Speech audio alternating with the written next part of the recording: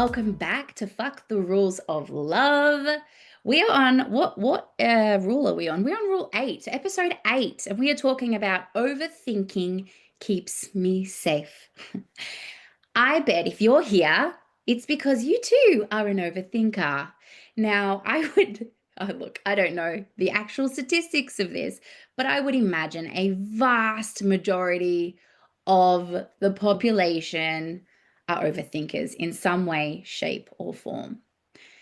Overthinking is a way for your brain to keep yourself keep you safe.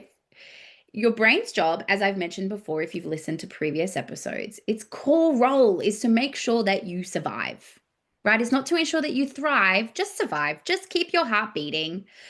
And one of the ways it tries to keep you safe is by overthinking and anticipating those worst case scenarios because it's very silly because this is not how it works in the real world.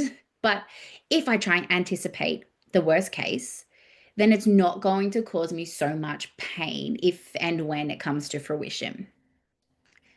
The silly thing is, okay, and it's really interesting. If you've never heard of Brene Brown, I highly, highly, highly, highly, highly recommend that you check her out. Her work is exceptional, and I don't really look up to many people, development sort of industry or whatever, like the gurus and whatever. But Brene Brown, there is something about her that feels so integral and aligns profoundly with the work that I do.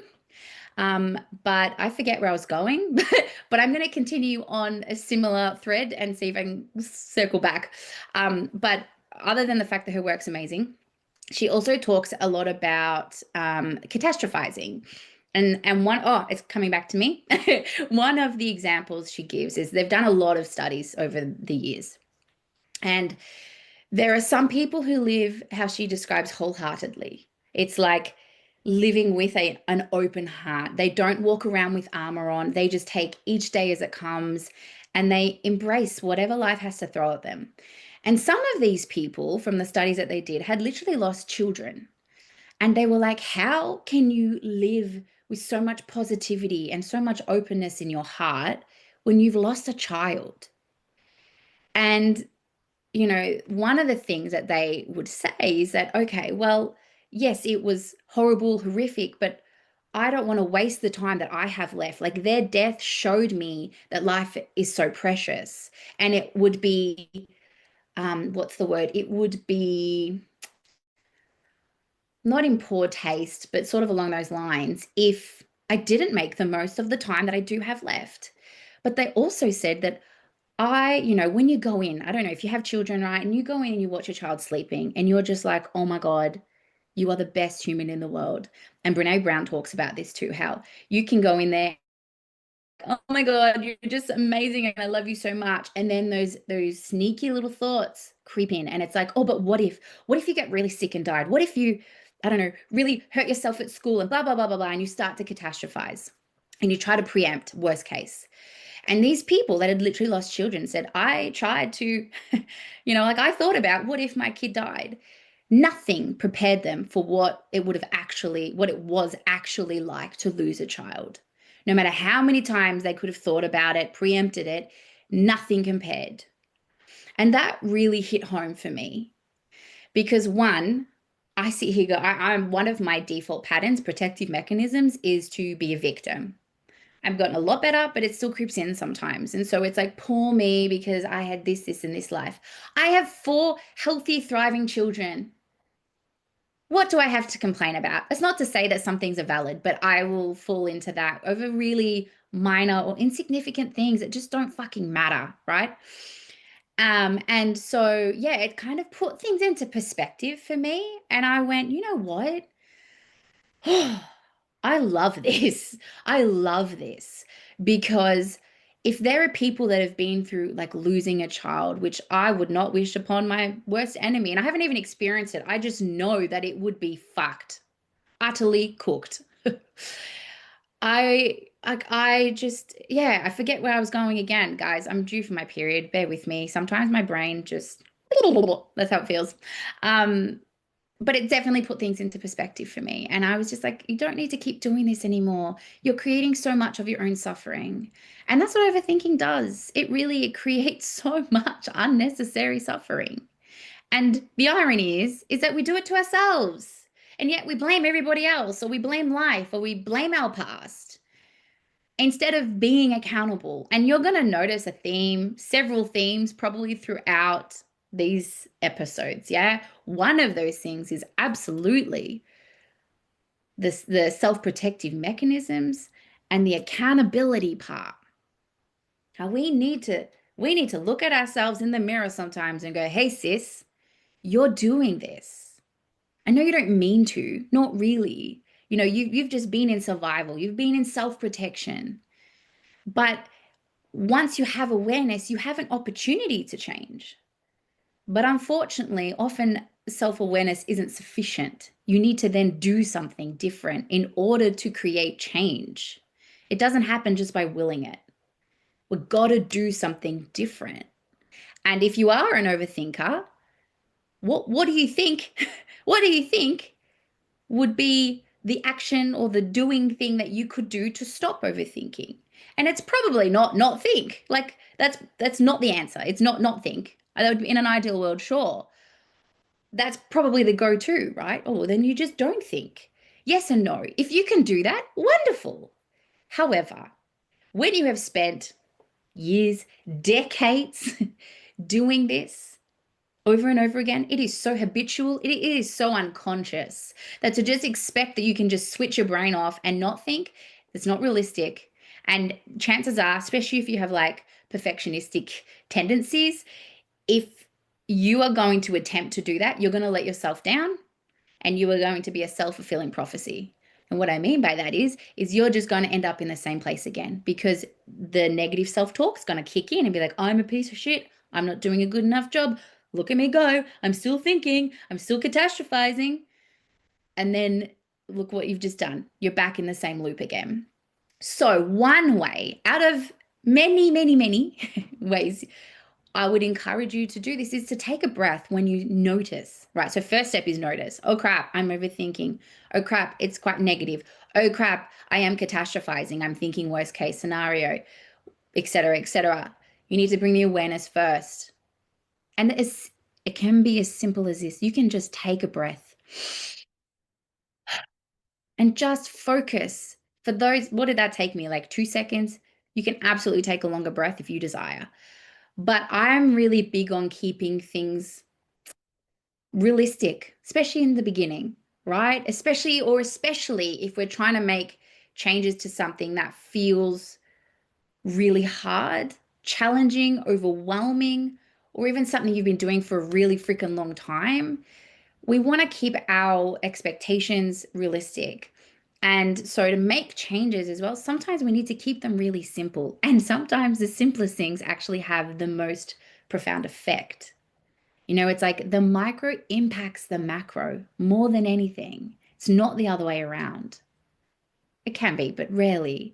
So it's like pattern interrupting every time you realize, hey, I'm doing it again. I'm overthinking. I'm feeling really stressed and anxious because of what I'm thinking. So I'm going to take a breath. I'm going to just take those 2, 3 seconds to focus on your breath, right? So you can't just take a breath and keep thinking. It's about bringing that presence to the breath so that you are literally cutting off that pattern right in the middle of it or wherever you are. It doesn't have to be right in the middle, but when you start to notice, you're stopping it in its tracks so that it can't continue. And the more you do this, the more you'll notice that, oh crap, I'm not thinking, as negatively or as much or whatever it is. It's kind of often these changes, it's like, whoa, it's been 3 months and I just realized that I am not doing that thing so much anymore. And this is the same kind of idea that, you've got to keep doing it. Oh, it's like building a muscle at the gym. You got to do it over and over again and you get stronger and stronger. You've got to keep pattern interrupting over and over again so that your brain can start to rewire, create new neural pathways and also realize that, hey, I am safe. So it's like that breath is reminding your body, I am safe. There is no tiger charging at me. There is no tree falling on me. It's because that's what we want to protect ourselves from. That's what we want our brain to protect ourselves from. And in those instances, bloody oath, we want our protective survival mechanisms to kick in. But the concerning part is, or the issue is, and this is why the brain is flawed, is that we can trigger that fight or flight response simply from a thought.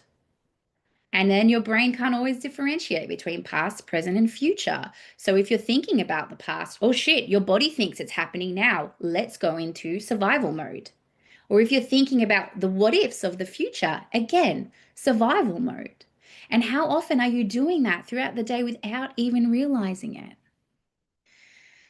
So start with that self awareness and then take a breath every time you notice. And you might only notice once a day to begin with, but once a day is better than none a day. Because the woman that has gotten you to this point is not going to get you to the woman you want to be. Otherwise, you would already be her, which means you've got to start doing things differently, behaving differently, thinking differently. If you want to take it one step further, take your breath and then flip the thought, reframe it to something more positive, more empowering. If you're thinking, oh shit, but maybe you've got maybe you got to do a speech tomorrow in front of your work colleagues and what if I stumble? What if I make a dick of myself? What if I forget my lines? What if you don't? Like if you're thinking these things, you can make it to something more, definitely more positive, but realistic as well. So, if one of those thoughts is, what if walking up to the front, I fall over? Like some people can think very specific things too. It's like, but what if I walk up there completely fine? If you think, oh, I'm such a fat piece of shit, flipping it to I am so thin and so healthy and I love myself so much, it's probably not very realistic for you. Okay, so yeah, affirmations can absolutely work, but they need to feel somewhat tangible, somewhat real. So it's like, okay, I'm a fat piece of shit. You could flip it to, I don't know, I accept my body. I accept myself as I am. And that might not feel really doable at first, okay, for sure. But it's gonna feel more doable than I'm just so beautiful and thin and blah blah blah blah. And like the irony is that there are women who think they're fat and ugly and whatever, but are actually thin. So you've got to keep it realistic for you and your brain and your uniqueness, because we are all, every single one of us is different. And that's what makes the world go round. But it also is why it makes relating really challenging sometimes. And that's just the way it is. I mean, maybe some people are super blessed and have these really easy breezy relationships all the time, but I wonder how authentic they are. I don't know. If you're one of them and you think you don't pretend in any way, shape, or form, and you just say it how it is, and you enforce boundaries, and you think you're wonderful and know that you are amazing, whether your partner does or doesn't validate you or love you the way you are, etc., please slide into my DMs. I would love to pick your brain. Otherwise, thanks for being here. If you loved what you heard, subscribe, do the thing, please. I would be so grateful. I really want this work to land in people's ears because it's important. And the more that our relationships can thrive, the more that the ripple effect of that is fucking profound, especially if we have children. But just in general, when our relationships are solid and they are good, we are much better people. We show up as our better selves, maybe not always our best selves, but it definitely supports us to thrive more. And thus, we make better decisions. We make kinder decisions. We're more giving. We're softer. We let people in more. And we just can't fucking go wrong with that. Love is the answer to like all of our problems. I'm convinced. Maybe not getting the washing done and washing the cars and doing the work. Okay, but do you know what I mean? Like the world's cooked, right? People, there are some really horrible, ugly people, selfish people out there. And if we just had more love for ourselves first and foremost, and we had good relationships, and we had people around us who loved us, man, we'd live in a very different world. Anyway, that's it for today. Thanks for being here, and I'll see you on the next episode. Ciao.